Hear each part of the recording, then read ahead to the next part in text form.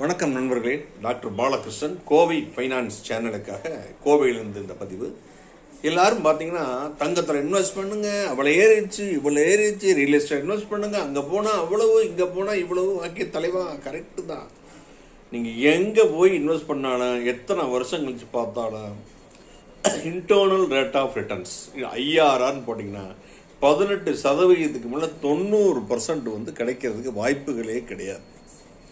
அதே மாதிரி இடத்த வாங்கி வீட்டை வாங்கி விற்கிறதுங்கிறது ரொம்ப கஷ்டம்.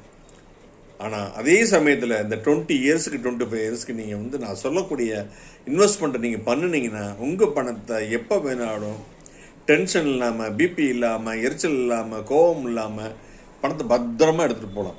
குடியிருக்க வீடு அவசியம், அதை உங்கள் தகுதிக்கு தகுந்த மாதிரி கட்டிக்கோங்க.